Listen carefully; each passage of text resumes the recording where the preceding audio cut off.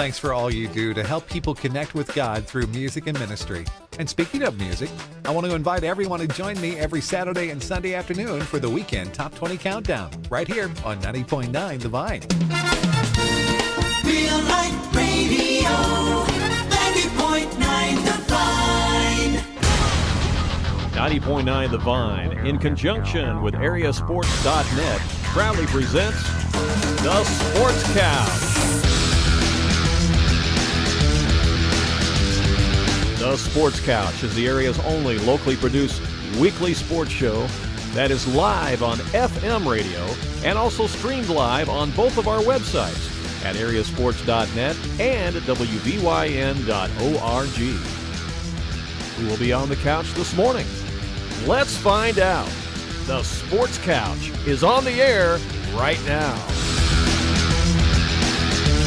And good morning again, sports fans, and welcome to another edition of the Sports Couch here, both on the radio and also with live video streaming on AreaSports.net. I'm Randy Olson, live in studio, along with Danny Anselment. First of all, let's say Happy New Year to everyone. Here we are, and it's a cold 2018 so far, isn't it, Danny? Yes, it has been, and don't look like it's going to get much better. It sure doesn't. But the basketball was hot around the area last night. A lot of great basketball games, and we've got quite a bevy of coaches that we're going to visit with this morning as well. Danny's going to go through the scores here in just a moment. Let's tell you who we got on deck today. We're going to talk to two of the Winemillers. We got Coach Ron Winemiller of the Benton Rangers going to be joining us, and, man, they're off to a great start. Another big win last night. Benton Rangers are playing some awful good basketball. They'll have another week of play here, and then we'll be headed over to the BIT tournament where there'll be 5 days of great action there. Yeah, they won the Duster Thomas Classic over in Pinckneyville, beat some good teams over there. We'll talk to Coach Winemiller about that. We'll also talk to Clint Winemiller, the coach of the Hamilton County Lady Foxes, and, of course, they're having a great season so far. We'll visit with Coach Scott McElravy of the Fairfield Mules. They had last night off. I'm curious to see if he went out and scouted somebody last night. We'll find out. They are in action tonight back at the Mule Barn. And we'll talk to him about tonight's game. Also, a wild one last night between Carmi and Eldorado. And we'll get the perspective on that one from Josh Bradley, head coach of the Eldorado Eagles. They're still undefeated, Danny. That Eldorado Eagle team's a handful. They're going to make some racket in that 2A division. Yeah, so we'll find out about that game last night and look ahead to what's coming on their schedule. Huge win last night for the Mount Vernon Rams. They beat Belleville-Altoff by 18 points in Mount Vernon. Been a long time since the Rams beat Belleville-Altoff. That's a huge win. Yes, it is. Recruiting year must be down in Belleville. You think? It might be. Big night for Amir Spann, the young sophomore for the Rams. He led them in scoring last night. We'll talk to Doug Creel about that later on. And then we're going to visit with our old friend John Krause, head coach of the Oakville Rockets. Haven't talked to John yet this season. And, they have their own tournament coming up. And, of course, they were in that Mater Day tournament. And, he's got a good team again. They just sit over there and keep winning. They do, don't they? He's got that formula. Yep. Got that recipe. The cabinet's never empty, it seems. So that's our lineup of coaches for you today on the Sports Couch. 90 minutes of great local sports talk here. And we'll let Danny run through some of the scores from last night, which you can also check out on our website at AreaSports.net. And I'll get our first coach on the line. All right, from the Black Diamond in overtime last night, Eldorado defeats Carmi 64-60. Down in Hamilton County, Christopher holds off the Foxes 62-58. Edwards County with a big win last night over Johnson City 69-52.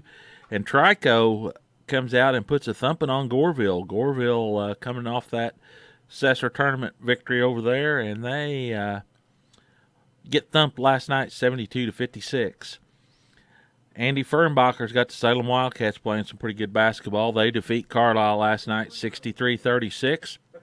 Trenton Westland 49, Freeburg 46, Columbia 46, Breeze Central 42. From the Little Illini, Robinson 78, Flora 49, Olney 73, Marshall 52. From the Midland Trail, Weber Township 53, Waltonville 26. Woodlawn gets another victory, 68-23 over Sandoval. Down in the River to River, it was a battle of the teams there. Pinckneyville 45, Nashville 38. Harrisburg 63, Murphy 60 in overtime. Anna Jonesboro off their third-place finish at Eldorado defeats DuQuoin 60-58. That must have been a good one. Man. Yeah, Benton 59, Massac County 56, and Massac had a shot at the buzzer to send that to overtime. Wow. Carterville 49, Sparta 28, Heron 69, West Frankfort 58. And that Heron team of Seeger Shirts is playing pretty good coming out of That's that Eldorado 4 tournament. wins in a row for the Tigers, and it would have been 5 had it not been for that shot from the half line by Carmi. Yeah. So, yeah, Heron's playing well. From the South 7, Mount Vernon with their big win over Alta, 57-39. Centralia beats Cahokia 55-38. And Carbondale avenges some Marion coming to Carbondale winning the holiday tournament. Right. 66-49. They said not in our house tonight. Yeah, they must have really came out fired up last night because I think they jumped off 18-2 last night on Marion. So, yeah, it was not the Wildcats' night last night as the Terriers got them. A couple of other local scores of interest. Wayne City, big win last night over Patoka, 76-28. The Indians are scoring lots of points. And North Clay Cardinals over Cowden Herrick last night, 71-56. First win in the National Trail Conference for North Clay since they left the Midland Trail and changed conferences. Again, you can see all those scores on our sports website at AreaSports.net, so we invite you to go there and keep up to date on what's going on. Well, last night the Fairfield Mules had the night off, but they'll be back in action tonight at the Mule Barn. We want to preview tonight's game and talk about the season so far with head coach Scott McElravy, who joins us on the show right now. And Scott, good morning. How are you? Good morning, guys. Great. Good to talk to you, and hope you had yourself a nice holiday and ready to start the new year on the right foot. Yeah, I had a nice holiday. We didn't get as many wins as we wanted, but Yeah. that's okay. Yeah, it was good. Good. Well, last night you had the night off, so was that an opportunity to go scout someplace, or what'd you end up doing? Well, 2 things. Resting. I've been sick. I got influenza B. Oh, Somebody. you got the B, Yeah. huh? Okay, not the Yeah. A, but the B. Yeah, and it's my oldest son's birthday today, so we just hung out at home and we watched the Carmi Eldorado game online. Uh-huh. So we did some scouting, but it was online. Yeah, that was a wild game, wasn't it? That went down to the buzzer and then into overtime, and looks like Carmi almost won it there at the buzzer. Well, I'm not partial either way, but if there was video review, they would have won it in the regular part of the game because the Carmi kid's foot was behind the three-point line. That would have, instead of tying it, would have put him up one. Oh, wow. From what it looked like, yeah. So. Yeah. But you don't have video replay in high school, and that's just the way it goes. No, you don't. Well, let's talk about your Fairfield Mules. I know it wasn't the type of performance that you wanted there at the holiday tournament in Eldorado, but let's be honest, too. The Mules had a tough draw. I mean, they really did have a tough draw with West Frankfort and then had to turn around and play Heron. Yeah, we were really excited about the 4th seed. I thought we deserved that. And then when I saw the draw, I thought Carmi got a pretty tough one. Not to complain about it, you got to, whoever you play, you got to go out and beat. Frankfurt and Heron were much better than their record. They would do well in the BDC. Oh, yeah, they would. Talking earlier. Oh, yeah, they would. I think Heron beat Frankfurt last night. Frankfurt's best player didn't play. He's been hurt, the Johnson kid. So, that was tough. Yeah, Johnson didn't play, and Levette, the first kid off the bench, who messed up his ankle down there. Right. So they was a little shorthanded last night. Yeah, it's disappointing, but once again, you got to show up and play. We averaged over 20 turnovers. We were in both the games. We just couldn't close it out. Yeah, I thought you played with more energy the second game against Heron, and I did the game with Bruce Dickey, and Bruce and I were commenting on the fact that had the same energy been there against West Frankfort that you came out with Heron, I think you would have taken care of the Redbirds. It's just something about that West Frankfort game. There just wasn't any energy from the Mules in that game. Yeah, I agree with you guys both on that. We just had a lot of kids that didn't play their best game collectively. Yeah. We struggled to shoot it. We really struggled to take care of it.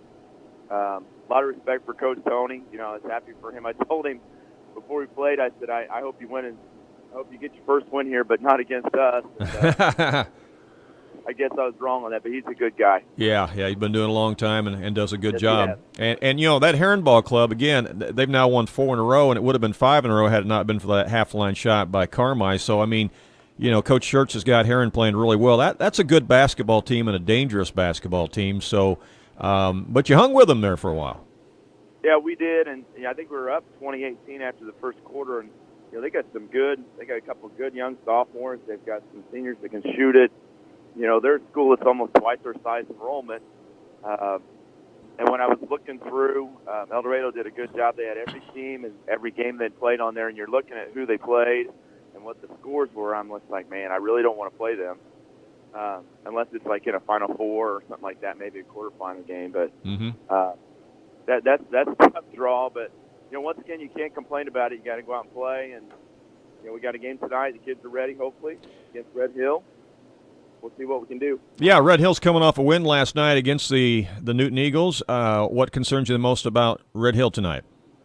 Well, Drew Moore, Jr., their junior class is pretty good, really good athlete, about 5'11". I think he's pretty good on their good football team as well.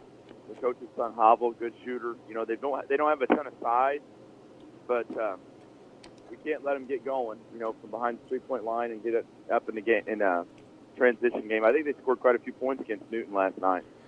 Yeah, it was 59-47, I think is what it was. It was a final. Okay, not quite as high as I thought, but we've seen them 3 or 4 times now because they're in the Capital Classic. So we play them every year. Coach Havel does a good job.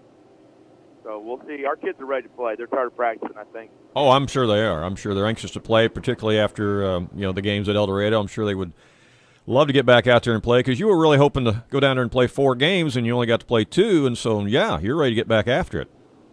Yeah, that's the first time or maybe the second time only we've done that. Last year we won our first game and then lost our next 2.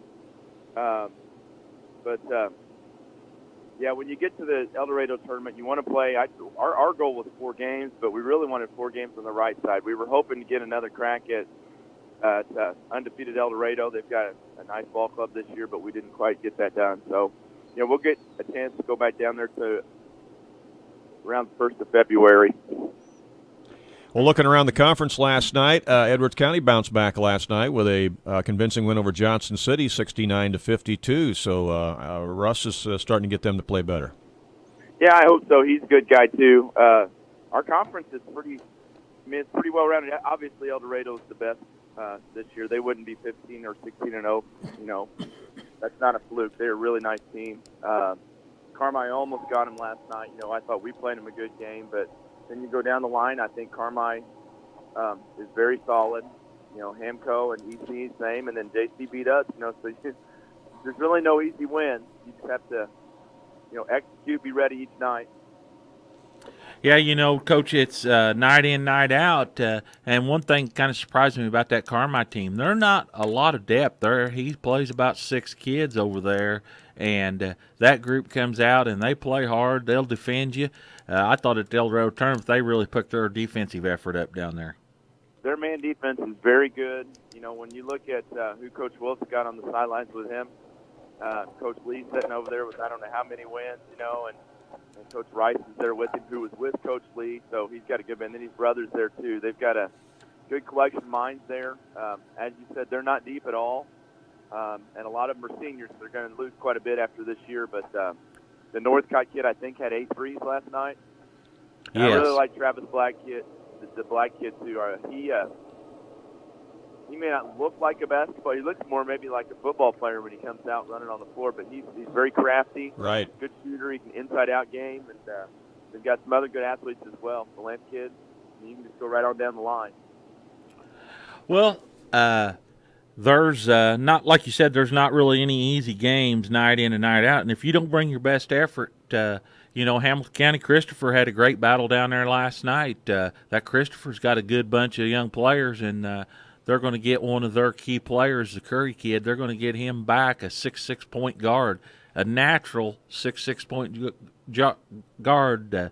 Coach Eric Stallman told me last night they're looking for him to get released Monday morning to come back into action, so they're pretty excited about that too.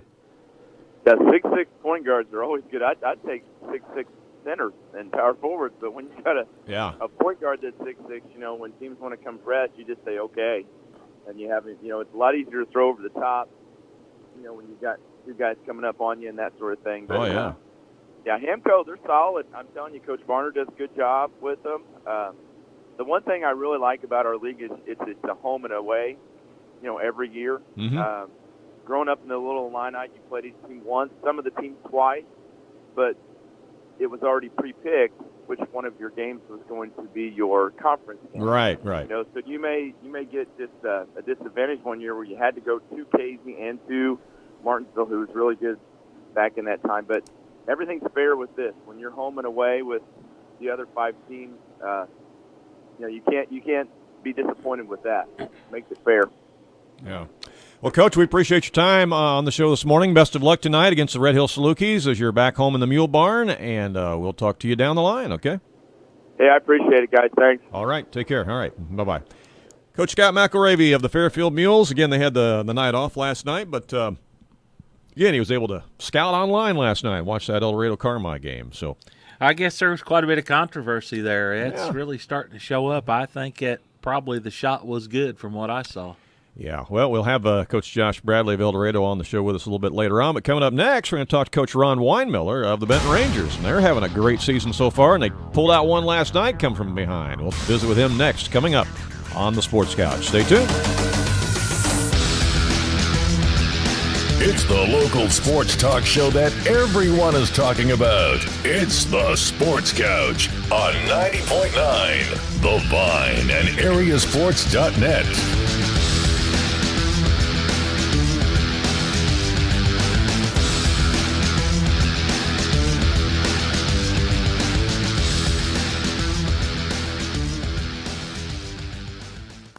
Are you going out of town for a vacation or a weekend getaway? What are you going to do with your dog? That's easy. There's Jaggers Doggy Daycare in Mount Vernon. Jaggers Doggy Daycare is your one-stop shop for overnight dog boarding, doggy daycare, as well as dog grooming and obedience dog training. It's your dog's home away from home. They will thrive, and they'll get one-on-one attention by a great staff. More information is available on the web at jaggersdoggydaycare.com. Jaggers Doggy Daycare, 414 Main Street in Mount Vernon. Music and ministry on the Vine is provided by Tony Wilt State Farm Insurance Agency in Mount Vernon. Tony Wilt State Farm Insurance Agency specializes in providing your life, health, auto, and home insurance, as well as complete financial services. They are located at 4121 South Water Tower Place in Mount Vernon. Their phone number is 242-1421, and their website is tonywilt.com. We are grateful for their underwriting support.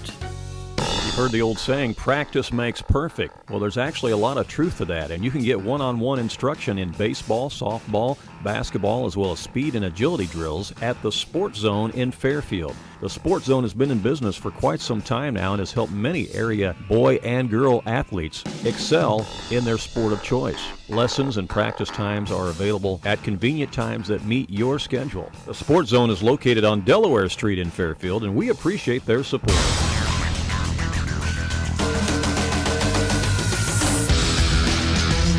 And welcome back to the Sports Couch here live on a Saturday morning on 105.5 and 90.9 The Vine Radio.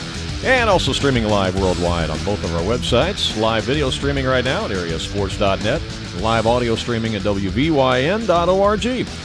I'm Randy Olson, live in studio along with Danny Anselment. And last night in the River to River Conference, as we mentioned the scores earlier, Benton Rangers held on to beat Massac County last night 59-56 in what should have been a great basketball game in the River. And joining us right now is head coach Ron Winemiller of the Rangers. Good morning, Ron. How are you? I'm good, guys. How are you? Just fine. You still got a voice left this morning after that game last night. That sounded like it was a wild one. Oh yeah, I think anytime there's a River game, there's going to be a wild one. You know, our conference is really balanced this year. I think 1 through 6 we're all pretty equal, probably as equal 1 through 6 as we've been in a long time. Yeah, I agree with that. And, of course, we got to see a lot of the River teams, too, in the recent Eldorado Holiday Tournament. But speaking of holiday tournaments, wow, your Benton Rangers went over to Pinckneyville and took care of business and won the Duster Thomas Classic. And you beat some really good teams over there in beating Pinckneyville as well as Cisna Park. Yeah, and Trent Westland. I mean, that's quite a addition to your resume. Well, it certainly is. You know, it started off, we played Cisna Park the first game of the tournament, and you know we kind of escaped that one. We made some shots down the stretch and had a senior kid named Mason Morris come in and hit 3 big threes for us, and kind of escaped that one with a win. And then we came back against Greensville later that night and didn't play a great basketball game, to be honest with you, and were able to get that one. And then came back the next morning and beat, in my opinion, 2 of the best 2A teams in the southern part of the state. And in Pinckneyville and Trenton Westland. So, yeah, it was a really good day for us, and, be able to win that tournament for the first time in school history, that was a big deal to our guys. Well, Ron, a thing that gets unnoticed about that is you played 4 games in less than 36 hours over there and against the competition. What a grueling run right there for your Rangers. Yeah, it takes a toll on you. I mean, physically and mentally, and trying to get prepared and trying to make sure that you're giving them enough information without giving them too much, with the quick turnarounds. And I thought our guys really did a good job. We watched some tape between each game and talked about each individual matchup, and we really did a good job. And, Trenton Westland, I know a lot of people probably aren't familiar with them, but they're big and long, and they shoot it really well. And, we were giving up 5-6 inches at almost every position, and I thought the job that our 2 guards did on their guys, the Courtney kid and Coach Brady's son, that Gary Gwynn and Kate Thomas did on those guys, that was to me the reason why we were able to win that last game.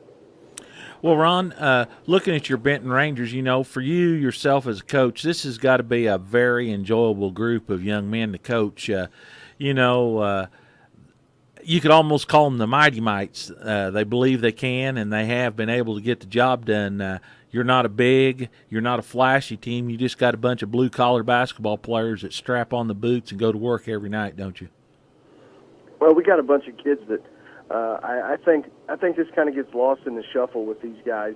They know how to play, and they're really smart kids, and especially smart when it comes to what to do on the floor. And, they take the stuff from the scouting report and take it to the game on Friday night as well as any group we've had here in a long, long time. And they understand, and they ask questions, and they watch tape on their own. And so they're a smart group. They know what's going on. They understand what they have to do.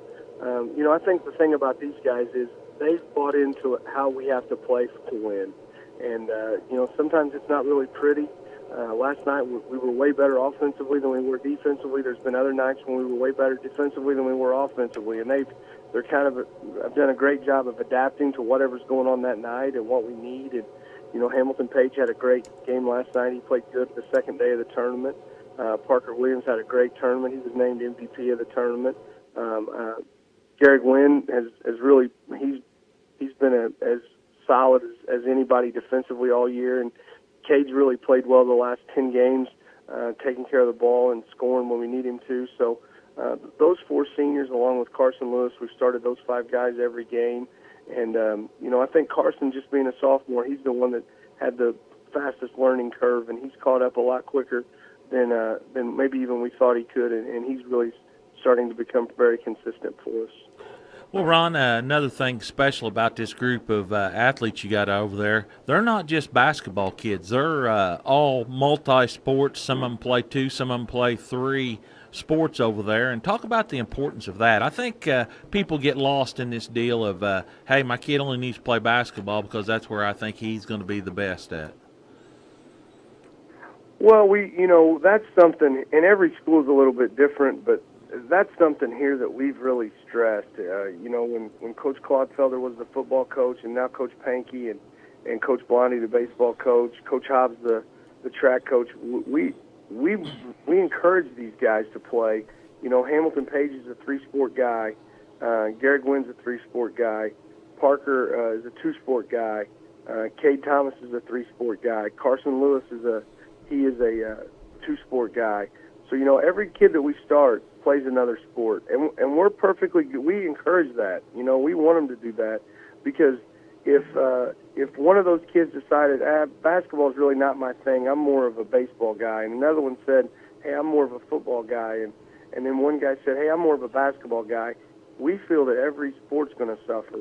And we've been really across the board on that, and as a result, I think that Coach Pankey and Coach Blondie and myself, we've really been on the same page preaching that message, and I think it's important, and when kids don't do that, then it can cause problems for every sport. Well, I agree with you 100% on Ron. At these smaller schools, the guy needs every athlete he has to be able to participate for.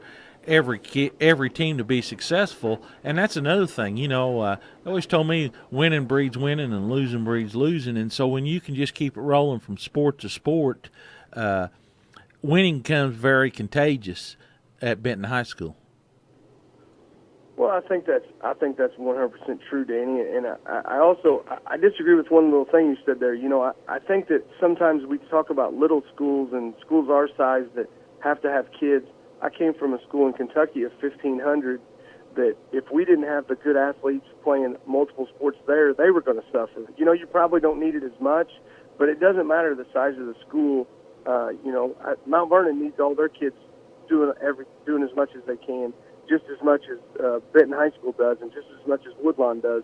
There's probably not as many as those kids, but if you've got kids that are specialized, and to me, there's a few kids in every school that if they're going to specialize and play one sport, it hurts the other sports across the board. So, and we tell our guys this all the time, and I truly mean this.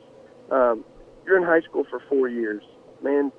Play sports, be in the play if you want to, play in the band, do a club. We got a couple guys that are really, really involved in the FFA. Good. I'm glad that they are. We got a great FFA advisor here, and he works with us, and we work with him. And as a result, it makes his program better, makes our program better. So we encourage our guys to kind of dip their toe in anything that they think they might want to try, because it's not like you can come back in 5 or 6 years and say, I wish I would have.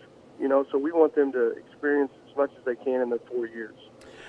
Well, Ron, we got another week of basketball here in front of us, and then we're going to roll into the BIT. What a great week of basketball that Tournament Gins host over there, and this year looks nothing to be but exceptional and exciting also. I think it's good. Once again, like I talked about the Ohio division, I think the BIT 1 through 6 is as good as it's been in a long time. Carlisle just got third at Mater Dei. Meridian just knocked off Murfreesboro at Carbondale. You know what Pinckneyville's got. Cesar's playing their best basketball. They just got second at their own tournament. I think McLeansboro's playing much, much better. So, yeah, I think it's a really good balanced field. And you think, well, everybody says be 4-0 when you get to Saturday night and play Pinckneyville. Well, that's way easier said than done, because there's a lot of teams between Monday night and Saturday night that could definitely beat us or beat Pinckneyville. Coach, you're right there. I get over there and I broadcast a lot of those games year in, year out there, and you come in there and just night in, night out, it's just a good, hard-fought basketball game from start to finish. Don't seem like there's anybody ever easy. You look at the Hamilton County Foxes, they've been down a little bit, but the last 2 years they have really made it pretty tough on the Pinckneyville Panthers. 3 years ago they had them beat, and Pinckneyville just kind of stole it right at the end of the game from them, and they were 0-4 going into that game. Yeah, and it's such a long week that, mentally it takes a toll on your kids, and you never know how kids are going to react to certain games. And, we tell our guys going into that week, hey, it's a one-game tournament. You got to win Monday before Wednesday even matters. I mean, you got to win Wednesday before Friday matters. So we've been lucky enough the last 2 years to be able to win it.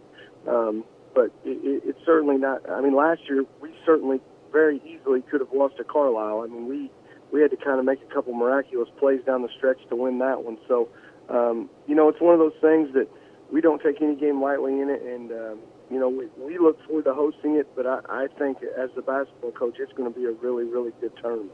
Yeah, I have to agree 100%. I think it's going to be a great week of basketball, and I'm looking forward to it myself. Oh, we do too. It's one of those things. It's a long week, but, on Sunday you're ready to rest, but it's a fun week too, and I think it's something that the people of Benton and the community really looks forward to every year and looks forward to hosting. Yeah, and you got done a lot of nice renovations there at Rich Heron Gym, and what a great place to come in and watch a basketball game. There's not a bad seat in the house, and hope we have some big crowds over there next week. Well, I think we will. I think that you got a lot of good teams playing good basketball, and people want to come out and see that. And last year was a lot of fun. It kind of took me back to my days as a kid watching some of those great games, and hopefully this year will be exactly the same. Ron, you got a game on schedule tonight, or you have tonight off? We have the night off. We're actually going to scout. We're going to watch Carlisle and Staunton. All right. I'm hoping that this hoping this weather holds off until I get back to bed. Yeah, I understand. Okay. Well, good opportunity then. Well, hey, we appreciate your time on the show this morning. Again, congratulations on not only the win last night, but the win over there at the Pinckneyville tournament. And we look forward to talking to you down the line, and definitely look forward to seeing the action at the BIT. All right? Yeah, we're looking forward to having you guys. Thanks for having me on. All right. Thank you, Ron. Take care. Bye-bye.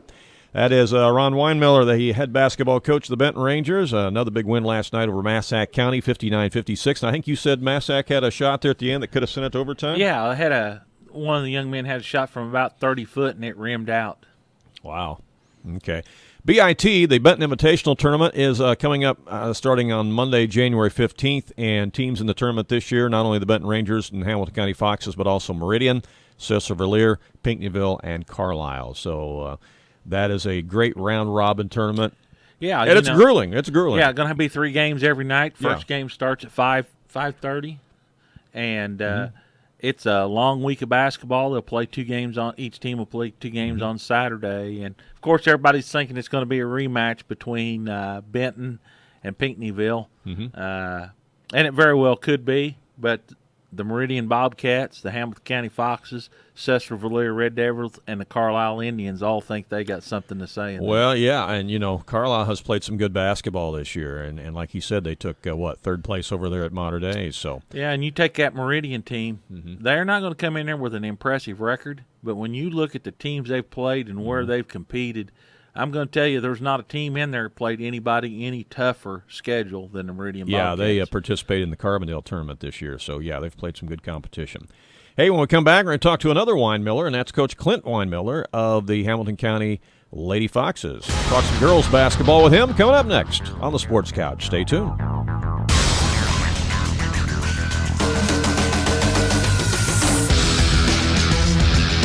It's the local sports talk show that everyone is talking about. It's the Sports Couch on 90.9 The Vine and AreaSports.net.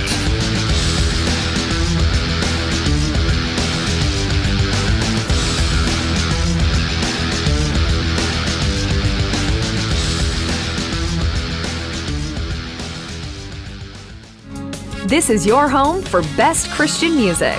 WVYN, Blueford, Wayne City, Fairfield, Mount Vernon. And now on Translator, W288CO Centralia, broadcasting at 105.5. A service of Real Life Radio Foundation. The best Christian music.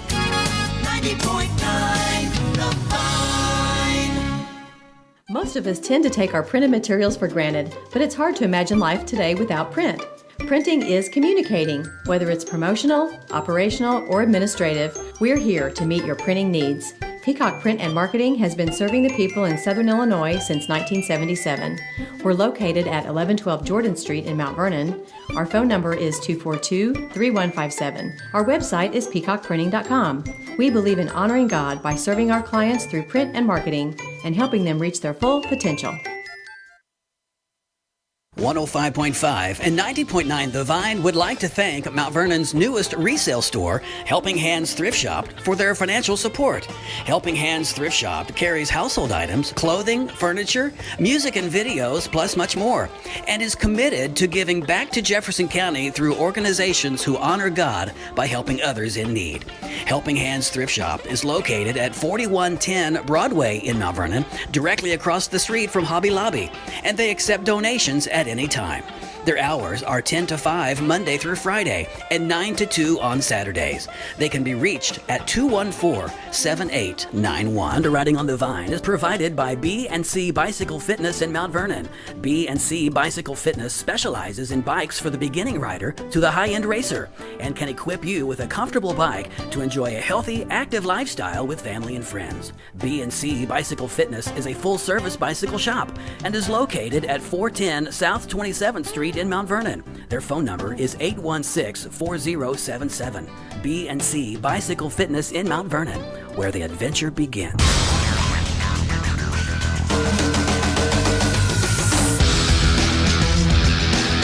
Welcome back to the Sports Couch, here live on a Saturday morning on 105.5 and 90.9 The Vine Radio, and also streaming live worldwide on both of our websites. We have live video streaming right now at AreaSports.net. and live audio streaming at WVYN.org. I'm Randy Olson along with Danny Anselment. Glad you're with us here this morning on the show, and we're going to switch gears for just a moment, talk a little girls basketball hoops right now, as the Hamilton County Lady Foxes, of course, having a great season so far, and Coach Clint Winemiller is knee-deep in some young kids basketball right now, having a little fun this morning, but he's going to take a few minutes to talk to us as well. Good morning, Clint. How are you? Hey, let's just not make it a few minutes. If you want to talk an hour about basketball, we can. I like your way of thinking. You need a break there, huh? Well, we just started. Oh, okay. You just started. All right.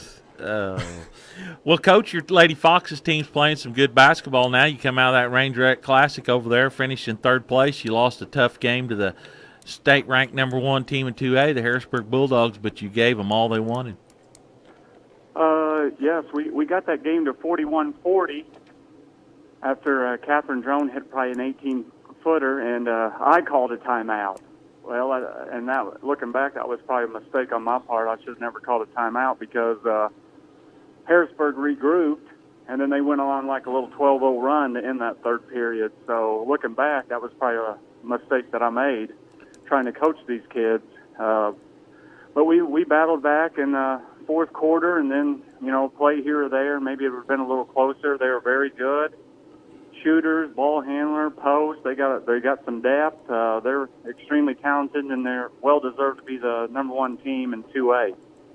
Well, also earlier in the week, your team picked up a big win over the Mount Vernon Lady Rams over there in a game that I thought the Lady Rams controlled the tempo on your team, but at the end, you found a way to get the job done, and a W is still a W. No matter how pretty it is. The next morning you wake up and you're pretty upset about the way you played, but you still were able to squeak out a win. And that's 2 years in a row we've met them over there, 2 years in a row that we've got them by 2 points. And both years they have controlled the tempo of the game, and it's given them every chance. And they had a great look at the end of this year's game to win the game, and that would have been tough to swallow. But it rimmed out, which is the way sometimes the ball bounces, and we were fortunate to escape them because they played us very well.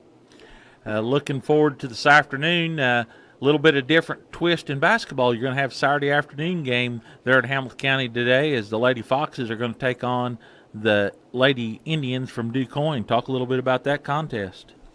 Well, this is our third river-to-river game that we've played in a row. They're going to start thinking we're in that conference. But DuQuoin has a nice little team, run a lot of very clever sets where they set a lot of screens away from the ball. You got to be able to get off the ball and switch things when you can, and it'll be quite a challenge for us because it'll be somebody different that we don't normally see. Hopefully get us ready for Monday night. But they have a nice little team. They got some quickness, got some kids that can shoot. Got some post players. We'll have our hands full if we don't come ready to play, and we haven't played in, about a week, it seems like, or longer. So it'll be interesting to see how our kids respond after having some success at Benton. But DuQuoin is going to create quite a challenge for us. Well, Coach, and this is a little bit out of the normal, so that always, you never know how kids are going to be ready to play at 1 o'clock in the afternoon. That's kind of a different twist. And like you said, everybody's been back to school now for a week trying to get back into the grind of that.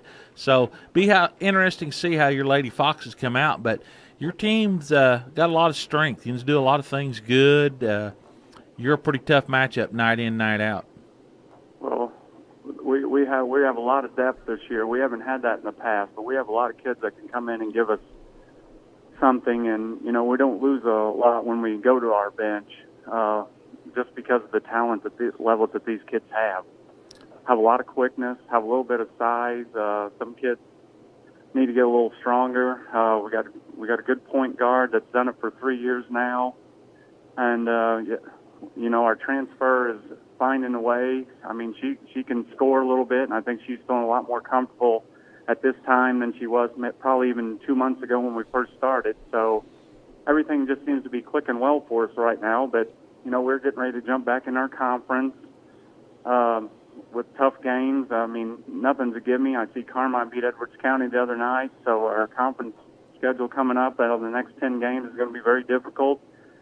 we go on the road to Wayne City this coming week, which will be our first time ever playing that brand new gym. So that'll be quite a challenge for us as well. We got them earlier in the season, but I'll just tell you, that's the tightest rims in Southern Illinois in that gym. Yeah, they are. They are. They're unbelievably tight. I mean, you don't get no sit up there and bounce around. It's either in or it's not out. There's no in between.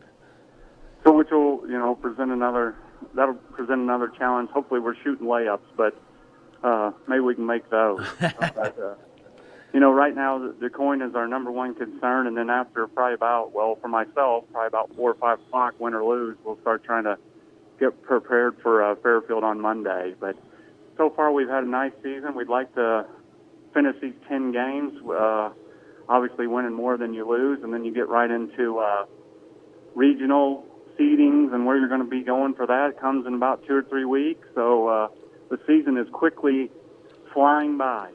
Yeah, Clint, it's pretty amazing. I saw a thing an official had put on Facebook here, said 9 weeks of the basketball season's over, and we got 4 weeks to go, and it's just hard to imagine that the season's on the downhill slide. Exactly right. Boy, it seems like when you're having fun and doing things right and playing well, that it goes a lot faster than when you're not doing those things. It seems like then it's a long old grind. So I noticed this week in practice that I think we're kind of tired of practice. We've been doing it since the 1st of November, and it just seems like repetition is we're just not focused where we need to be when it comes to practice. So we need to be playing more games, I think, so we can have a little more intensity with it. And I think we're even going to start cutting down our practice time from here on out. We only go 90 minutes to start with, so we're probably not even going to make it to that, just for the fact that the season is such a grind, but it is flying by. Well, Coach, have you looked out toward regional? I saw somewhere the other day, it looks like you're probably going to be heading over to DuQuoin. Well, I've looked at it. I've looked at it quite a bit when I had some little downtime after our tournament, just to kind of see where teams were, who were the teams, what their records were, and where we feel like we would probably end up.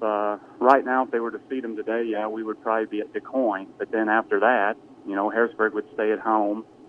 We would go to DuQuoin, and then I don't have any idea who would be 3 and 4 right now. Just as soon as I think I have a pretty good idea, they lose a game that I thought maybe they should win, or they win a game that maybe I thought they would lose. So I'm not sure about after you get past those first couple, and I'm not even sure that right now, if we don't end well the next couple of weeks, that we would even be a 2 seed. So it's going to be interesting to see how teams vote. When you have teams in your subsectional that you don't see and they don't see you, how are those teams are they just going to base on what your record is? So it'll be interesting sitting behind a computer, which is the way we do it now, instead of face-to-face, which is how we did it back in the past. It's a little tougher to rate teams when maybe somebody's going to question you than to sit there and just submit it sitting at a desk. So that I'm sure it'll play out and it'll be fine, and you have to play the teams to advance. So hopefully we get a good seed.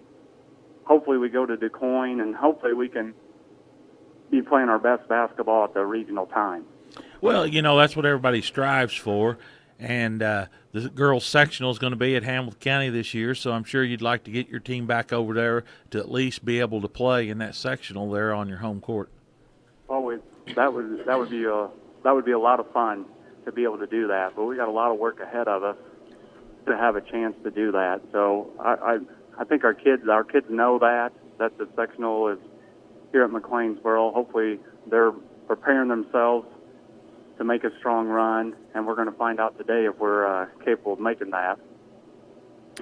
Talk a little bit about what you got going on. Switch your hat, put on your athletic director's hat now, and talk a little bit about what you got going on there at Hamilton County this morning. Well, as you saw last night, if you were at the game, you've got to be a jack of all trades, a master of none. But even, a little blood on the floor, you got to get out there and clean that up, which is no fun task, especially when the kids are chanting at you to wipe it up or whatever they're saying. Clean it up, I think is what they was telling you. And then I heard somebody holler my first name, which I just assumed they hadn't have done that, but she did. But anyway, right now, with the new passing of basketball where you can pick up 31 games, we're kind of searching around, trying to find who would be a good fit. Our boys already play 30 games because they have the luxury of being in 3 tournaments. Mm-hmm. Well, a couple years ago, I got out of Eldorado because I thought we were playing a lot of our conference teams 3 and 4 times a year.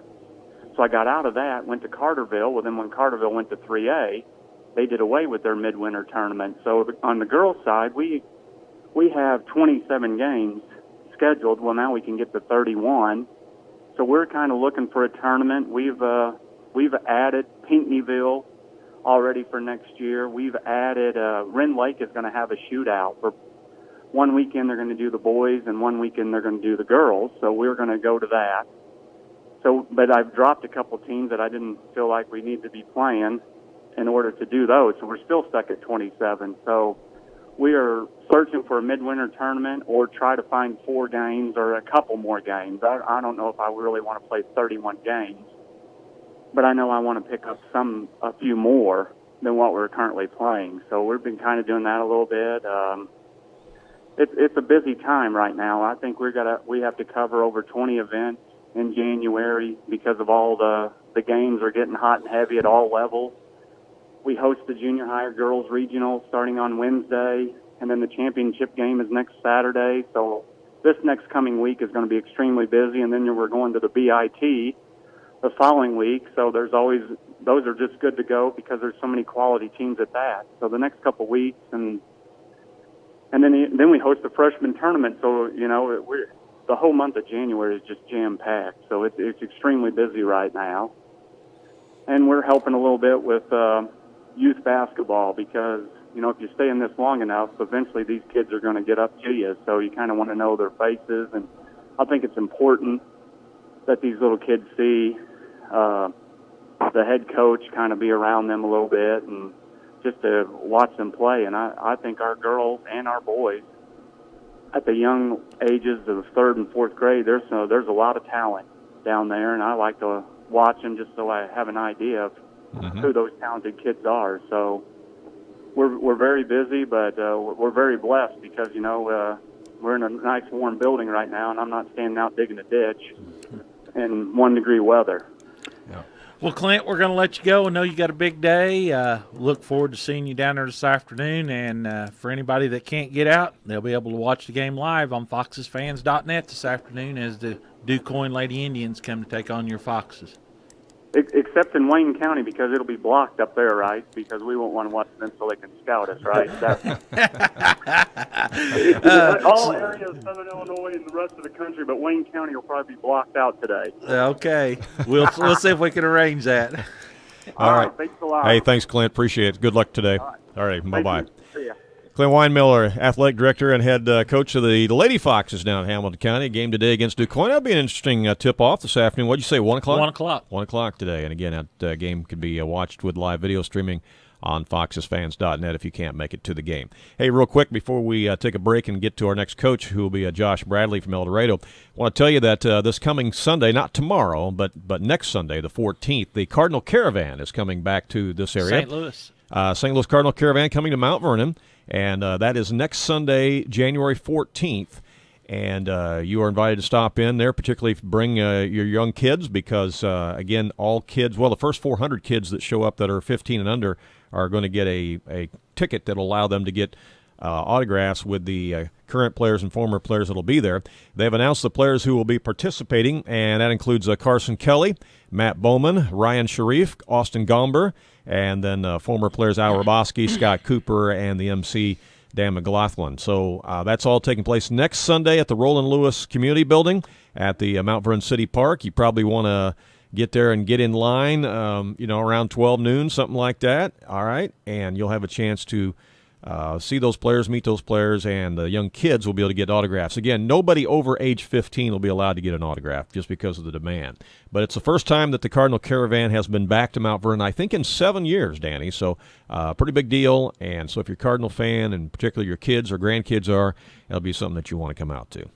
Yeah, what a great thing for the city of Mount Vernon to have a chance to have this come through their area. Mm-hmm. Again, that's at the Roland Lewis Community Building, which is in the City Park, Veterans Park there in Mount Vernon. All right, when we come back, we're going to talk to Josh Bradley of the Eldorado Eagles. His team is still undefeated in the season after squeezing out one last night against Carmi. We'll talk to him coming up next on the Sports Couch. It's the local sports talk show that everyone is talking about. It's the Sports Couch on 90.9 The Vine and AreaSports.net.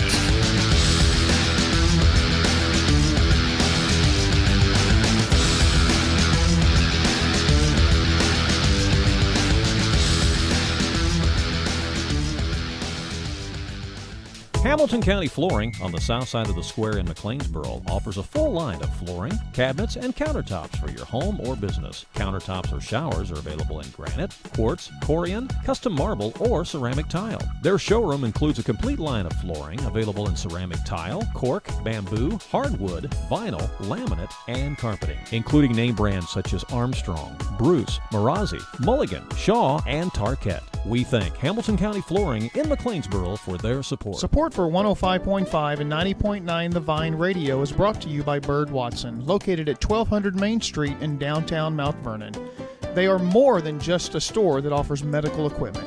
They now have 2 new lines of products available: Vera Bradley brand bags and scrubs, along with shoes and scrubs from the Skechers brand. Their phone number is 618-242-2800. Bird Watson Downtown, more than just medical equipment.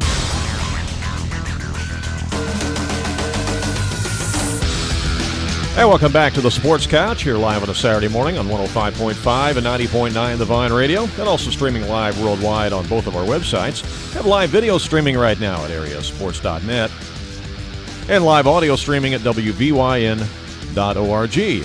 I'm Randy Olson, live in studio along with Danny Anselment.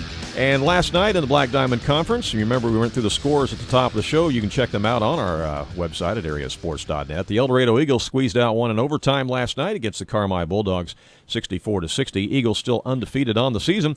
And, of course, they recently won the championship of their own Eldorado Holiday Tournament, which we covered. And joining us right now is the head coach of the Eagles, and that's Josh Bradley. Good morning, Coach. How are you? Good morning. Thanks for having me, guys. You bet. Sounds like a wild one last night against the Carmi Bulldogs. You won it in overtime. Walk us through that game. Yeah, we kind of jumped out on them a little bit early in the first quarter, kind of relaxed a little bit. They had a couple kids getting hot from behind the three-point line, and we were able just to eke one out in overtime. Yeah. Said Bryce Norcott hit 8 3-pointers down there. That must have been quite a shooting exhibition. He didn't miss.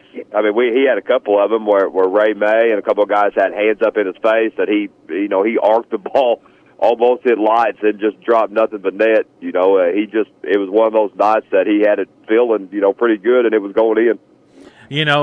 Sometimes, Coach, you get in the flow like that and things just start happening, and just give me the ball, guys. I'm feeling it tonight. That was kind of where late fourth quarter, overtime, that's what I tell our kids, when they're coming in and you're undefeated and you've done all that, there's no pressure on them, and he got hot and he hit one or two. Well, shoot, it doesn't matter if he misses or makes it. He feels good, and he's going to keep shooting. You got to keep a hand in his face, and I thought we did a pretty good job of that last night. It was just one of those nights, that I've not seen a high school kid in a while. It seemed like I don't think he missed a three-pointer. Every time he shot it, it just went in. Well, talk a little bit about that big Eldorado Holiday Tournament. Your team goes down there. You work your way through the field. You wind up in that championship game. You face the Harrisburg Bulldogs, and what a festive atmosphere and what great crowds all week long down there at the EHT. Yeah, we had great crowds all the way throughout it, and I think everybody had kind of built up some anticipation, hoping that it was going to be Eldorado Harrisburg, and it happened to play out that way. And that night there were so many people in the gym. The atmosphere was fantastic. And, it was a goal that these kids set at the beginning of the year. They wanted to be the first team in Eldorado to win this back-to-back and to get it to do it against your Saline County rival in Harrisburg. The rival's been there for years. Really made that very special, and, very happy for this group of guys to be able to get that goal out of the way. Well, and that was not an easy game because Harrisburg had you down until late in the third quarter. You finally turned the corner just before the end of the third quarter to get the lead, but prior to that, it was Harrisburg all the way.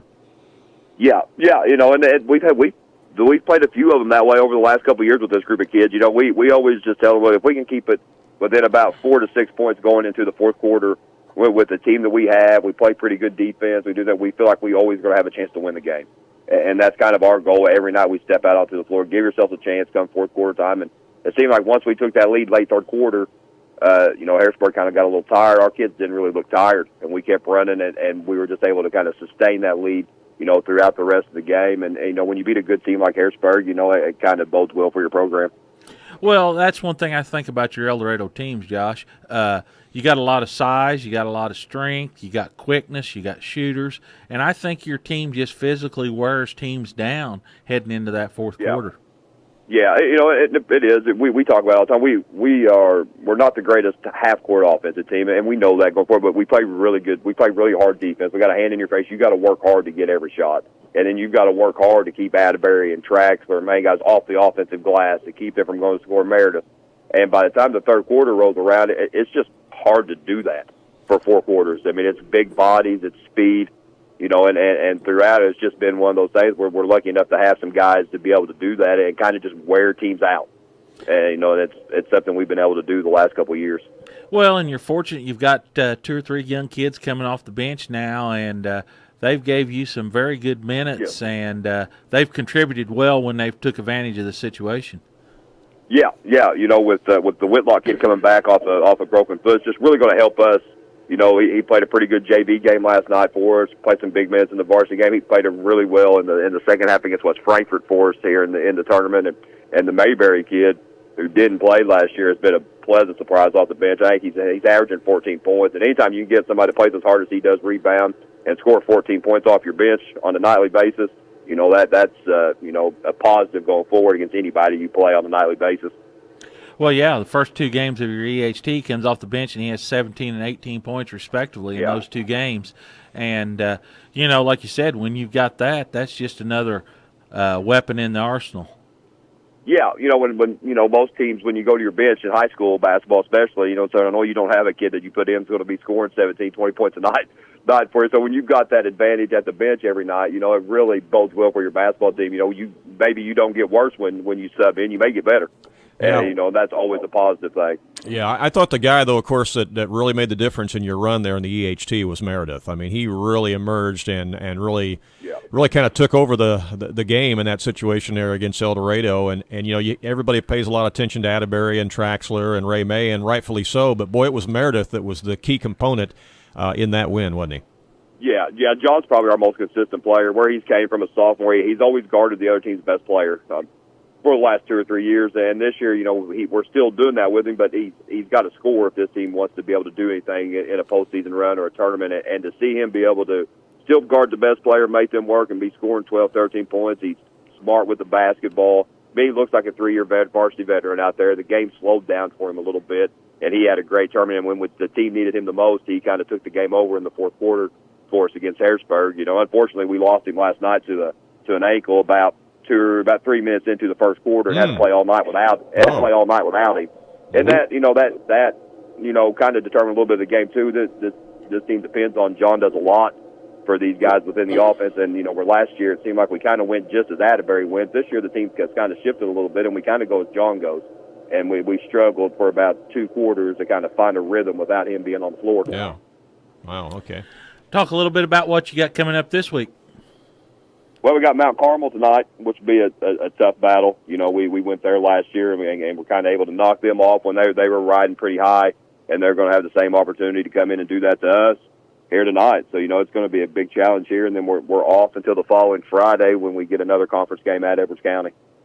And then you'll go to the West Frankfort Midwinter Classic the following week? Yeah. We go to West Frankfort the following week. We open up with AJ on Monday, play Christopher on Tuesday, and play West Frankfort on that Friday night. And then we'll see what place we're at to play on Saturday. Just to give you a little heads up, Christopher's expecting their 6'6" point guard to get released to start playing again on Monday. Yeah, we kind of figured he would be back by the time that we played him. We have one of my assistant coaches knows the guy from there pretty well. He told me that he was probably expected back by the time that we played him. We played him last year. Christopher, as a 1A school, has got some size and our big team and got some talent. They're a pretty legitimate 1A basketball team. Well, Josh, back to the EHT for just a second. We're hearing some rumblings that maybe another member of the River Conference joining the tournament next year. Is anything officially ready to be announced on that yet? Well, we're not ready to announce it officially yet. A contract has been sent out to Carterville, and we're just waiting to receive that back, and hopefully we get it here within the next week. And if we do, we think we've made the field a little bit stronger. Oh, yeah. And a team that's going to travel, bring some fans and just add to the atmosphere of the EHT. Oh, yeah, I agree. I think if they come into the tournament, I think it just makes it even better. Yep. Yeah. Well, Shane Hawkins leads that team now, and he was one of the great players at Pinckneyville when Pinckneyville was over there playing in the EHT, and I'm sure he's looking forward for an opportunity to get back over there. Yeah, he was here. I think he watched our game against Gallatin County and Frankfort and a couple, and he just talked about the atmosphere and what he remembered. How you just can't play in an atmosphere like that in high school basketball in this area anywhere. It really just said, anytime any team drops out, if we want an opportunity to be in the tournament, and a team that's going to drop Union County got out. So we sent them the contract the next day, and we're just waiting to get it back, and then hopefully, we're excited about trying to add them to our tournament field. Yeah. All right.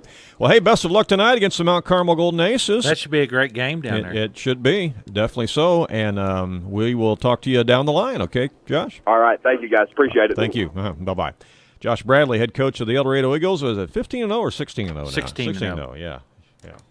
Yep, 16-0 on the season. Yep, so had some close ones, but they've always managed to survive. Now, he said that Meredith got an ankle sprain last night. Don't know how long he's going to be out, but that changes things up a little bit without Meredith in the lineup. That changes things considerable for him because he's a great ball player. They'll miss him. They'll miss him tonight against Mount Carmel. Well, hey, big win last night for the Mount Vernon Rams. They beat Belleville-Altoff in South 7 Conference play. Coming up next, we'll talk to head coach Doug Creel about the game. Stay tuned. We'll be right back. It's the local sports talk show that everyone is talking about. It's the Sports Couch on 90.9 The Vine and AreaSports.net.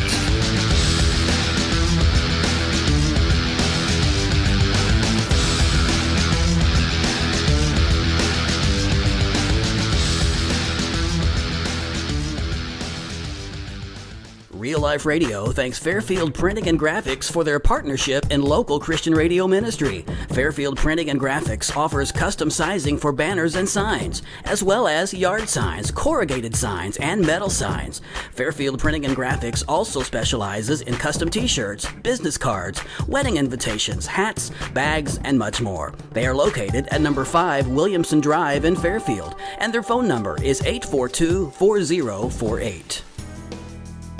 Your baby deserves an upgrade this winter. That's why Roadhouse Harley-Davidson in Mount Vernon has their black or chrome 7-inch Daymaker headlamp with kit wire harness installed for only $600. They offer free winter storage and a free holiday cheers box with purchase. Select Michelin touring tires. Buy one, get one free. Come see them at the Heartland Hook and Bullet Outdoor Expo January 12th and 13th at the Doubletree in Mount Vernon. Give them a call today at 618-244-4116. Roadhouse Harley-Davidson.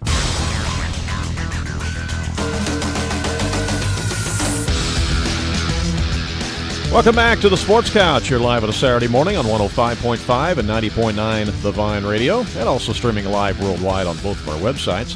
Live video streaming right now at AreaSports.net and live audio streaming on the Vine website at WVYN.org. I'm Randy Olson, live in studio along with Danny Anselment. And again, last night in South 7 Conference play, Mount Vernon Rams with a big home victory against the Belleville-Altoff Crusaders, beating Altoff by a score of 57-39. And joining us is head coach of the Rams, Doug Creel. And good morning, Doug. How are you? Good morning, guys. Hey, good to have you on the show. It's a good win last night for the Rams over Altoff, and it's been a while since we beat those Crusaders, isn't it? Yeah, we owe them a lot more than that one. Yeah, that's right. Sure do. Yeah, we haven't beat them in 3 years. Maybe Scott, his last year, may have gotten them, but I haven't beaten them since I've got back in. So they're a young ball club, but regardless, it's nice to beat them and nice to at least get your first conference victory. Yeah, it sure is. And a lot of energy last night, I thought, by the Rams. And, boy, what a performance by Amir Spann coming off the bench last night, leading you in scoring. And also, he almost had a double-double. I think he had 9 rebounds as well. Well, he did. He did have a great game. I thought all our guys played well, but he just played exceptionally well. and he did it with block shots. He did it with rebounding, some putbacks. He was just very active and an athlete like we need him to be, and he can bring that element, and it sure is nice when he does. Well, and he did all that after playing a couple of quarters of the JV contest, too. So, he played a lot of basketball last night. Yeah, we're trying to get him as much as we can and try to save him for that varsity, just let him play a little bit. I think it helps him to kind of get going the first game. But, man, he played very, very well. He was the difference in the game. Well, a good start to the game last night. Lucas Cooper got you going with some three-pointers early on to really kind of set the tempo. Well, he did. And we have Lucas and Weston and Zach. We have shot the ball very well from the three. Our last game against Cahokia, we did not shoot the ball very well. So it was nice last night to get to shoot the ball well from the perimeter and get rolling. You had a 4-point lead going into the locker room at halftime last night. What was on your mind, and what was the conversation like last night with that 4-point lead at the half? Well, I felt like we were in good shape. I felt like we played well. I thought we could play a little better. We just talked about the team that was going to win was the team that played the best defense and got the best shots, and that's usually what it comes down to. And I thought our kids played very, very well defensively. The technicals really helped us, too, because that really changed the tone of the game. I think it went from 5 to a 10-point lead going in the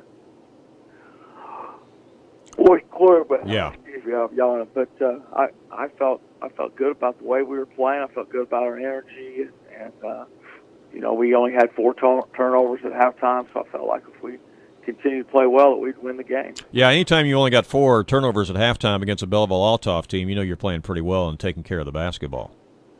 Well, just against anybody, and that's where we need to be.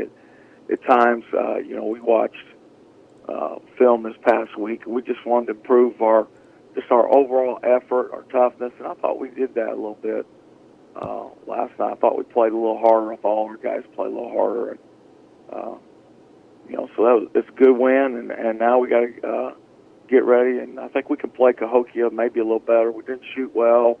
I didn't think we guarded them especially well. So going over there is always a tough place to play. Yeah, that'll be next Friday night at their place. And again, we'll remind the Ram fans that are listening that the game that was originally on the schedule for this Tuesday night against Effingham, that's been moved to February, correct? Yeah, it's been moved to February 13th, kind of where Benton was, and Benton got moved back a week to that last week of the season. But we'll kind of let everybody know. But I do appreciate you mentioning that. I do appreciate you being the voice for us on the PA. Hey, that's no problem. Hey, good win for the JV team last night as well, and I know they hadn't played in a while, so they were a little rough around the edges when it started, but they took care of business down the stretch and showed some good energy, particularly in the second half. Yeah, they did. They played. It's been a while since they've kind of played, and I think it did take them a little while to get going.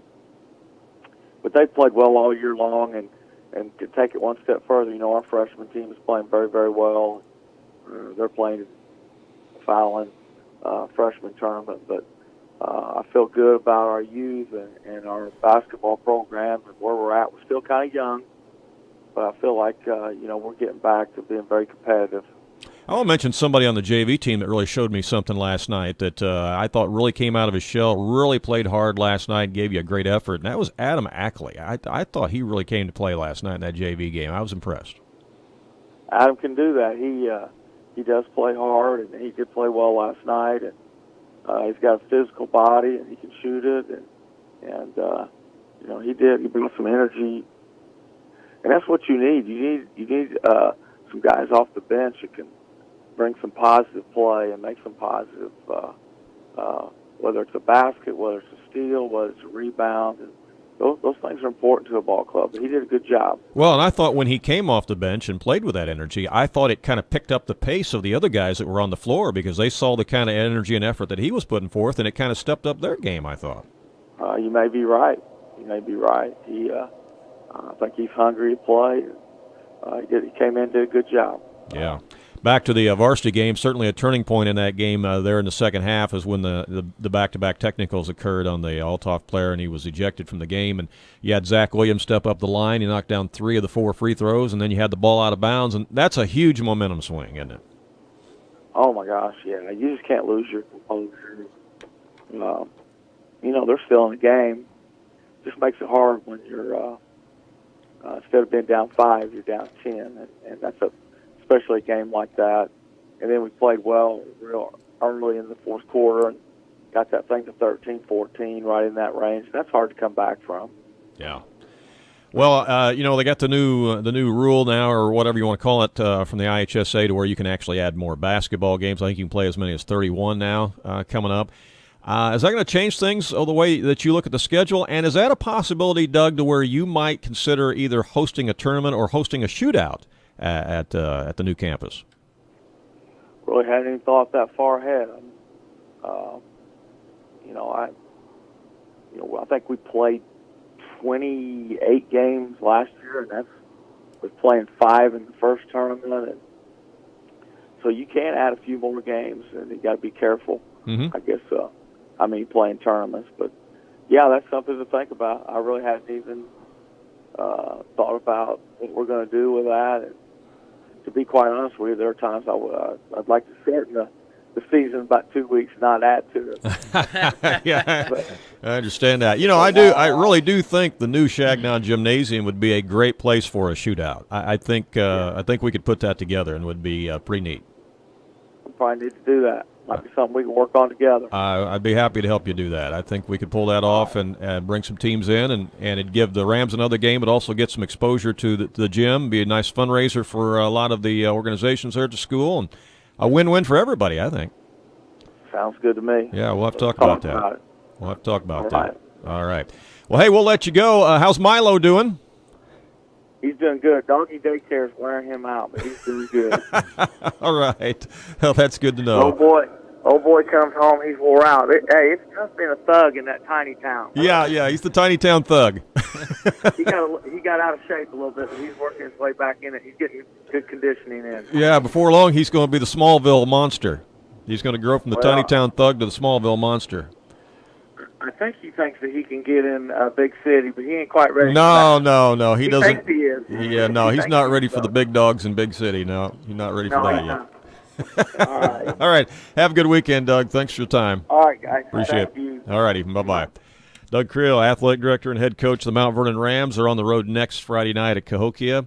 And again, if you're a Ram fan, you're looking at the schedule and say, well, hey, don't they play Effingham this coming Tuesday? No, that game has been moved to February.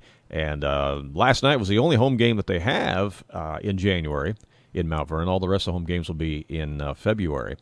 But big win last night for the Rams over Belleville Althoff, and big coming out party, so to speak, for Amir Spann.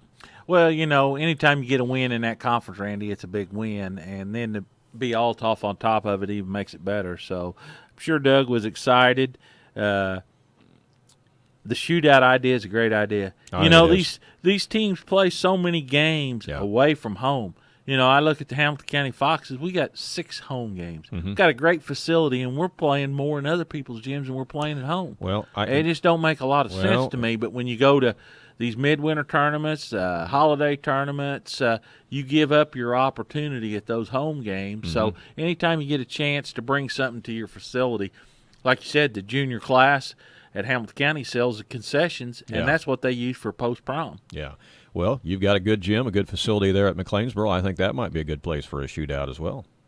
Might think about it's that. It's just one of those deals that it just takes people. Takes time, work, effort to put together. It's not something you snap your fingers and starts happening. Nope. And there goes a lot of things have to happen behind the scenes. You look at that Eldorado Holiday Tournament. Greg Goodley, the athletic director, he's already working on next year's. Oh, yeah. But during the tournament, Randy, he was down there helping those kids get that trash cleaned up between sessions so they could get them in, get them out for the next group. Right. A lot of work, a lot of logistics behind the scenes, that's for sure. Well, we got one more coach to join us on the show this morning. That's going to be John Krause. The Oakville Rockets haven't had him on yet this basketball season, but they're having another good year as he just continues to reload year in and year out. And we'll talk to Coach Krause coming up next on the Sports Couch. Stay tuned.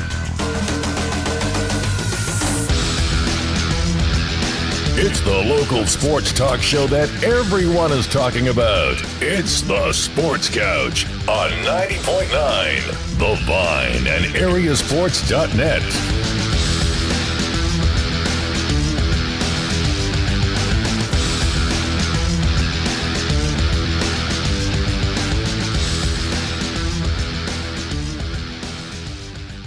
Music and Ministry on the Vine is provided by Tony Wilt State Farm Insurance Agency in Mount Vernon. Tony Wilt State Farm Insurance Agency specializes in providing your life, health, auto, and home insurance, as well as complete financial services. They are located at 4121 South Water Tower Place in Mount Vernon. Their phone number is 242-1421, and their website is tonywilt.com. We are grateful for their underwriting support. Programming on 90.9 The Vine is underwritten by Provision Eye Care. Located in Mount Vernon, Provision Eye Care has a 90-year history of serving Jefferson and surrounding counties. They provide quality comprehensive eye exams along with diagnosing and treating eye disease. Provision Eye Care is located at 112 South 42nd Street, and their phone number is 244-0508. Dr. Jennifer Bass would like to share a passage from Proverbs 29:18, "Where there is no vision, the people perish." Support for the Vine Radio Ministry is provided by Quinn Law and Mediation, LLC in Mount Vernon. When faced with a legal problem, you may try to navigate your way through the courts and all that paperwork on your own, only to discover that the legal arena is a lot more complex and involved than you expected. Every attorney at Quinn Law and Mediation, LLC in Mount Vernon has at least 15 years of experience, providing a variety of legal services to the entire Vine listening area. They are committed to helping clients find practical solutions to current legal problems. You can reach them at 242-9580 or visit their website at mountVernonLawyer.us.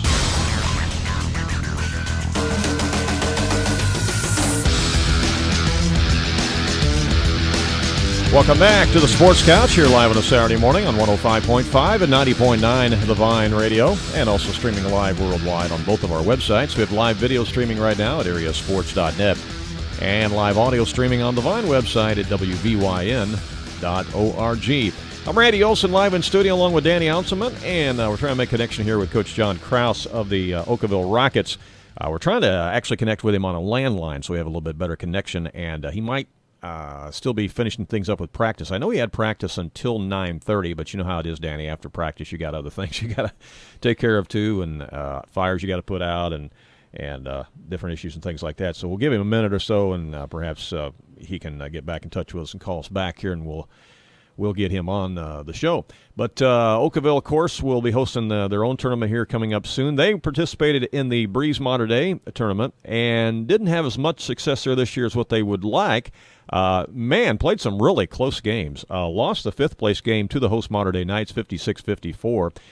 Lost in 4 overtimes to Mascoutah 65-56. And on the first day of the tournament there, they lost to Highland, who ended up getting second in the tournament. Highland beat them 54-51, another tight game. But they did have a win over Carlisle, a quality win there, 51-37. And so, and they beat Breeze Central in that tournament, 59-52. That's a good tournament with some great competition. Yeah, that's one of the better Christmas tournaments also around the area, and pretty tough place to go play some basketball. Yeah, Briarcrest, Tennessee ended up winning the tournament over Highland in a low-scoring game, 28-27. Nashville took third in that tournament, 59-44, and Mater Dei beat Oakville for fifth, 56-54, and Breeze Central took seventh place over Springfield Sacred Heart Griffin, 54-49. That's interesting. You talk about the level, the quality of play there. You got a Springfield Sacred Heart Griffin team that comes in and finishes 8th place. Yeah, that kind of shows you the level of competition that they had there at the Mater Dei tournament, certainly. And they crushed that together in pool play to where you're playing again a lot of basketball in a short period of time, and it wears on you. And so your depth has a lot to do with it. And you take a 1A school like Oakville, there's some 2A and 3A teams in that tournament there. So for them to go over and compete and have the success they have, just speak for the kind of quality team he has. Yeah. Danny, if you want to run through the scores again for those people who may have tuned in late and run through some of those from our scoreboard on our website, and I will try to connect with Coach Krause again. All right. From the Black Diamond last night, kind of in a controversial game, Eldorado beat Carmi 64-60. Christopher over Hamilton County 62-58. Edwards County 69. Johnson City 52. From the Cahokia, Salem beat Carlisle 63-36. From the Little Illini, Olney over Marshall 73-52. Robinson beat Flora 78-49. Midland Trail action, Weber Township keeps rolling along. They defeat Waltonville last night 53-26. The Woodlawn Cardinals pick up another victory 68-23. Down in the River, it was a battle in all the gyms there last night. Pinckneyville 45, Nashville 38.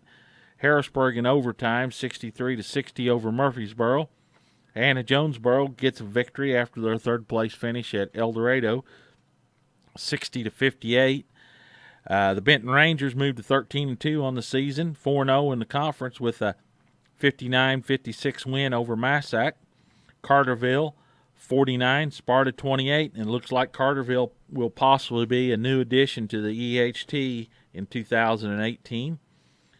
Heron, 69, West Frankfort 58. From the South 7, Mount Vernon gets a nice win, 57-39 over Altoff. Centralia, 55, Cahokia 38. And Carbondale waxes Marion, 66-49. Gallatin County down at the Greater Egyptian Conference, they defeat Carrier Mills 69-54, and Hardin County beat Thompsonville 60-44.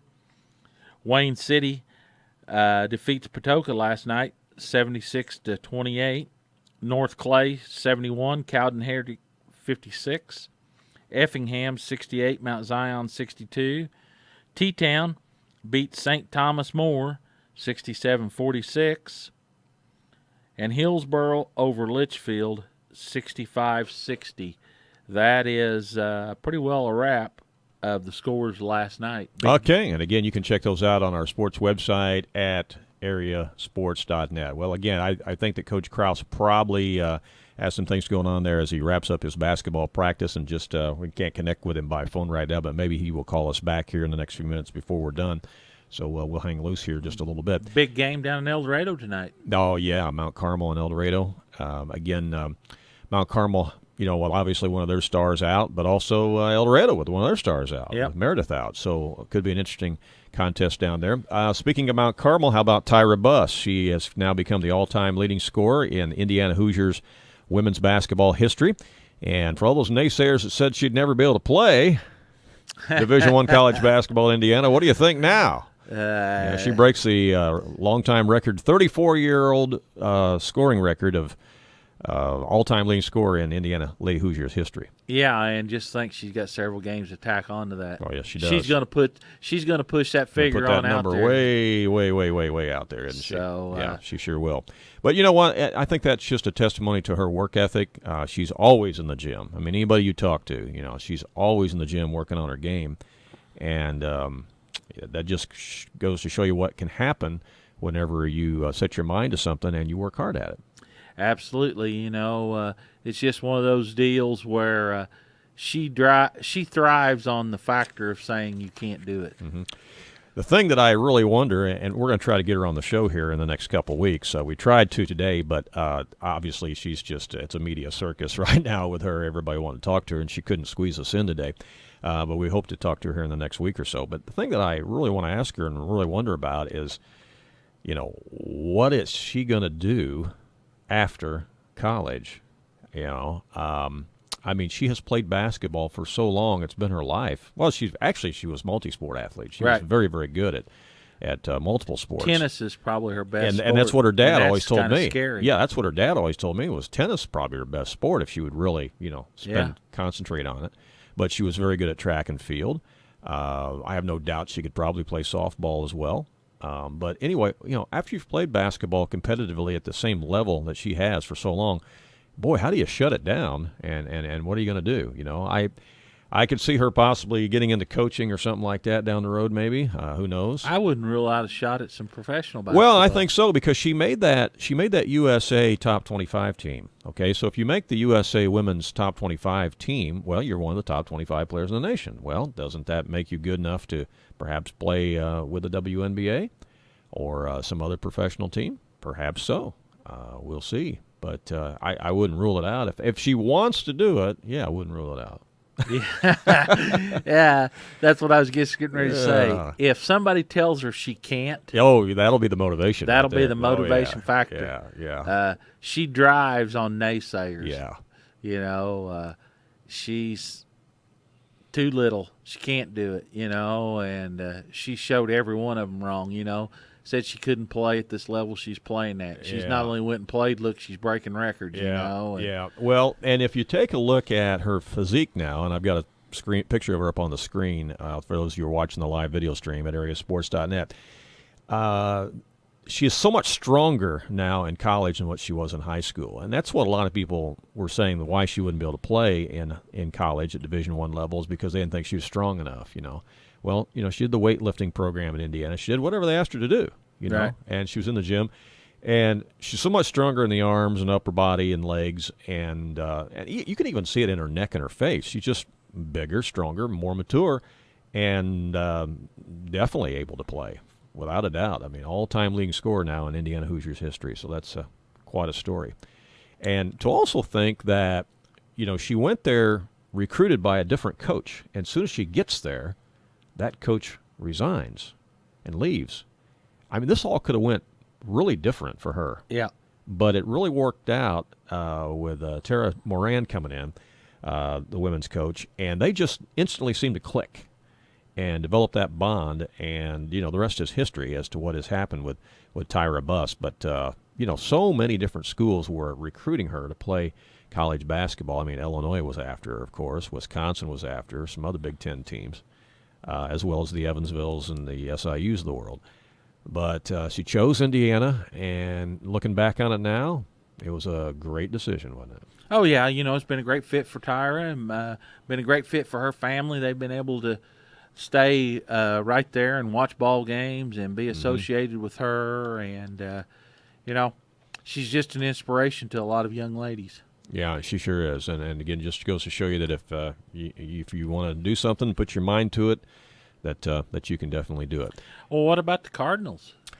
Well, I still hear rumblings and read rumblings that the Cardinals are still perhaps in the market for Josh Donaldson to trade, but now Toronto is starting to shift gears and say, well, we're just not so sure we want to trade him. I don't think Toronto's going to trade him. I think they finally decided that maybe they're going to be competitive enough after all that they'll just hold on to him and see what they can do this year. So I don't know that the Cardinals are going to have that opportunity to get him. So I'm starting to hear Moustakas.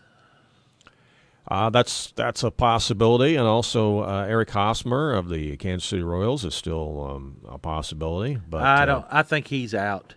I just don't see the Cardinals. He's got a couple offers. Kansas City supposedly he's got $147 million for 7 years. That's not a good move. Yeah. San Diego's offering $140 for 7 years. Yeah. I don't want the St. Louis Cardinals in that thought. No, he's not a good enough player to be paying that kind of money to. The Cardinals still got to get a closer. Yeah. Wade Davis, of course, is off the market, and since that domino has fallen, I think we'll start to see more of those dominoes fall. I seen where 46% of the major free agents are still available. Mm-hmm.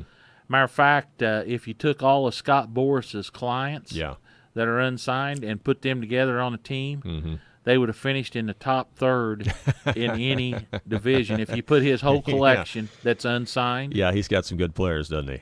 Yeah. So, well, here's a hypothetical for you. Back to the Cardinals and the closer, okay? I'm not so sure the Cardinals don't think that maybe they might use Reyes as the closer rather than a starter. I think that when they get to spring training, they're going to look at him in both scenarios, and maybe the decision is made that that's how they're going to use him, is as a closer. I don't know. Well, it could be, but still, they're not thinking he's going to be able to pitch before the first part of May. Mm-hmm. what are you going to do? You're going to give away all those games you play in April? Well, they did go out and get the one guy, Gregerson, who not a year ago, but 2 years ago, I think had 27 saves or 31 saves or something. But last year he wasn't that effective. But the year before Cardinals he was. gave away. Just a note. The Cardinals gave away enough games last year in the ninth inning I'm with you. to won the division by 8 games. Oh, I'm with you. What do you think the Cardinals need? Yeah, I think the bullpen for sure. We did. We blew 27 saves last year? 27 save opportunities, but they blew enough games in the ninth inning to have won by 8 games. Yeah, you've got to have a. What is your big weakness here? Let's go with the same philosophy. A sign of insanity is doing the same thing and expecting a different outcome. Hey, you're preaching to the choir here, Daddy. I'm with you on that. I'm with you on that. I don't know if Gregerson is the answer. I agree. Sometimes you got to pay for what you got. Yeah. You can sit here and work at all these hypothetical situations. Yeah, it might work, but I'm just telling John Mozeliak and his crew, your time could be running out because Cardinal Nation is getting nervous. So don't come in here with another one of these deals saying, well, we gave it our best deal, but we come up in second place. Second place ain't going to cut it. Right. Well, you look at Reyes, he's an interesting beast. He can throw the ball 101, 102 miles per hour.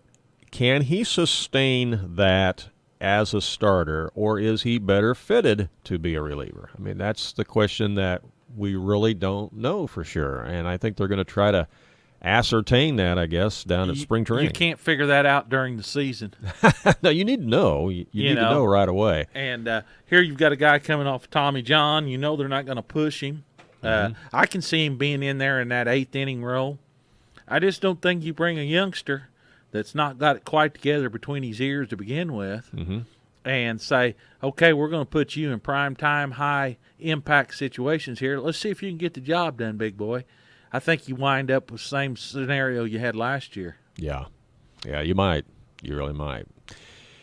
Well, we'll know soon enough. And again, want to remind you that the Cardinal Caravan is coming to Mount Vernon next Sunday. That's a week from tomorrow. Next Sunday, January 14th. That'll be at the Roland Lewis Community Building at the Mount Vernon City Park, Veterans Park there. A chance for you to come out, particularly with your youngster, and let your youngster get some autographs. There will only be autographs given to kids 15 and under. The first 400 that show up, 15 and under, will get a ticket or a coupon, which allows them to get autographs from current and former players that will be there. And the list of people that are showing up from the Cardinal organization includes Carson Kelly, Matt Bowman, Ryan Sharif, Austin Gomber, Al Rabowski, of course, former Cardinal, the Mad Hungarian, Scott Cooper will be there, and, of course, the MC will be Dan McLaughlin. So that's all next Sunday, January 14th at the Roland W. Lewis Community Building. Probably want to get there pretty early and line up, like 12 noon, something like that. Hope it's not a day like today. Yeah, hope that it's not. Hope that it's not. And while you're there and you have a chance to meet some of them and see some of them and let your youngster get autographs, you can ask some of those questions to maybe Al or Dan or some of them. What do you think we're going to do on the closer role? Well, I just the Cardinals have picked up Ozuna. Which was a big pickup. They've picked up a couple other small chipper pieces, but really everybody thought the Cardinals was going to be more aggressive and have more impact than they've had. Is it still to come? I don't know. This free agent market has been very slow in much movement. Are the owners saying enough's enough and we're going to slow this thing down? I'm not sure what's really going on. I think because Scott Boras controls so many of these high-profile players, he's the one, I think, that has slowed things down. I think he's waiting to try to allow others to make the first bid, so to speak, and because he wants to get the highest dollar for his guys, and I think he's part of the reason why we're slow right now. Yeah, when you mention his name at a general manager's meeting, they all cringe. Yeah, nobody wants to deal with the guy. Nobody does. It's just he's a tough guy to deal with, and unfortunately, he holds all the chips right now. He does. Well, Danny, we're out of time. Let's remind our listeners and viewers that you've got Lady Foxes basketball this afternoon from McLeansboro, right? Yep. tip time will be 1 o'clock. We'll probably be on the air about 12:50 with a little pregame. And then we'll venture down the North City Omaha infield tonight as the Foxes will travel down there. So you'll have 2 games today on foxesfans.net. You got girls' game at 1 o'clock against DuQuoin. You got a boys' game tonight at roughly 7:30 against NCOE. I think there'll be a three-pointer shot down there. 3-point barrage. There will be a lot of them down there tonight, that's for sure. Hey, thanks for joining us this morning on the Sports Couch. Thanks again to all the coaches that were our guests, and, of course, thanks to the sponsors as well. We'll be back next Saturday morning at 8:30. Again, it's 90 minutes of great local sports talk every Saturday morning during the high school sports season here on The Vine and on AreaSports.net. Stay warm, everybody. Have a good weekend. So long.